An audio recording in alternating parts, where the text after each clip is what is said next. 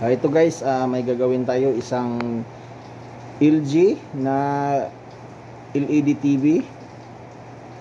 So ang naging problema daw nito guys ay walang display. So try natin siyang i-plug in. So, ayan. Tapos power on natin. So ayun, umilaw na yung kanyang standby power. Ayun, power on natin. So ayan siya guys. White screen lang siya. Wala siyang display. May backlight naman siya. Ayan. So ito yung pinaka problema niya. So tara, buksan natin siya. Ito yung pinaka power supply niya. Tapos ito yung kaniyang mainboard. At meron siyang T-con. At saka LVDS papunta doon sa kaniyang topboard. Dahil ang problema niya ay wala siyang display, magsukat tayo ng voltahe dito sa kaniyang T-con. Kung anong problema niya, bakit nawala ang kaniyang display. Ito, magsukat tayo ng voltahe dito sa kaniyang T-con, kung kumpleto ba ang kaniyang importanteng voltahe. At saka mayroon tayong tester, nakalagay na sa negative ang ating black test probe dito sa chassis. Ayan. So tapos i-plug in natin yung ating TV. So ayan, nag-standby na siya. Power on natin. Hintayin natin iilaw ang kaniyang backlight. So ayun, umilaw na siya. So dito tayo sa kaniyang BGH. Ayan. Ito BGH or voltage get high. Tingnan natin. Wala siyang voltahe, negative, 0. Dito sa kaniyang VON, wala. Kaya pala wala siyang display kasi wala siyang mga voltahe. Tingnan natin dito sa kaniyang fuse dito sa 12 volts. So ayan, wala. Negative, 0.2 lang dito. Bakit wala siyang voltahe? Wala siyang 12 guys. Dapat meron siyang 12 dito. Ito yung pinakadahilan bakit wala siyang display. Tingnan natin ito sa kaniyang mainboard. Susuyurin natin dito. Wala talaga dito. 0.2 lang. Dapat sana 12 volts ito. Tingnan natin ito sa kaniyang mainboard kung may 12 ba dito.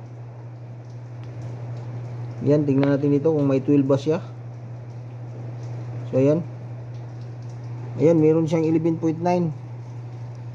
Pero hindi nakarating dito sa kaniyang T-con. So tingnan muna natin guys kung bakit hindi nakarating yung 11 niya. Ayan, dito sa kaniyang T-con, dito sa kaniyang mainboard, meron naman siyang 12. Ayan o, 11.9. Dapat sana meron din siyang 11.9 dito. So wala o. So tingnan ko muna itong LVDs niya guys, kung bakit hindi nakarating yung voltahe galing dito sa mainboard. So balik tayo guys. Ang pinaka problema niya talaga guys ay itong kaniyang LVDs. Kasi hindi nakarating yung supply niya dito sa T-con, yung pinaka BE niya. Dito meron siyang 11.9 volts sa kaniyang mainboard. Pero pagdating dito sa kaniyang T-con ay wala na siyang supply, nawala ang 11.9 volts. So ang problema nito guys, baka itong LVDS niya dito, ito baka mayroon putol. Tapos wala tayong pamalit nito guys. Ito yung problema natin ngayon, wala tayong LVDS na ganito. So hanapin na lang natin ang 12 volts dito guys. I-jumper natin dito. Tingnan natin kung magka-display siya. So Hanap muna ako ng wire. So ito na yung jumper wire natin guys. Ito, ayan, itong pula na wire. So itusok ko siya dito guys ha. Ayan, itusok ko dito guys. Tingnan natin kung maka-video ba siya. So ayan, itusok ko siya ha.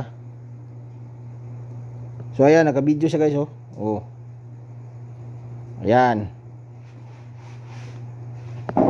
So ulitin ko guys ha. Hindi makita kasi. Sukin ko siya ha. Yan. Yun o, nag-video siya.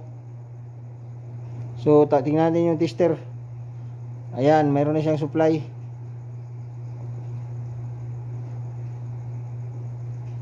Pabago-bago siya kasi guys, kasi hindi pa natin siya nahinang ng mas maayos. Pero meron na siyang video guys. Ayan o. Yan. Tanggalin ko siya. Tanggalin natin, tanggalin. Ayun, nawala. So tusukin natin ulit. Ayan. So yun lang ang pinaka problema niya guys. Yung 12 volts na galing dun sa mainboard, hindi nakarating dito sa ating T-con. Ayan. So ngayon, nag-jumper tayo ng wire. Direct tayo. Nagka-display na siya. Kasi yung LVDS niya ay putol yata. Yan siya. Yan, putol. Ayan o. Okay na siya guys. Yan. So hihinang ko muna siya guys para fix na siya. So ito guys, hininang ko siya. Ayan o. Nakahinang na siya dito sa fuse. Galing dito sa mainboard. So ayan yung display niya guys. Yan. Ang pinaka problema niya guys ay itong kaniyang ito. Yung LVDS niya. May problema ito guys, putol, may putol siguro ito. Dito ba? Ang putol o dito? Kasi hindi nakarating yung kaniyang 12 volts. Kaya ang ginawa natin ay nag-jumper tayo. Yan, nag-jumper tayo dito. Tapos dito sa kaniyang T-con fuse, sa fuse. So ayan, naka-display na siya. So hanggang dito na lang guys. Maraming salamat.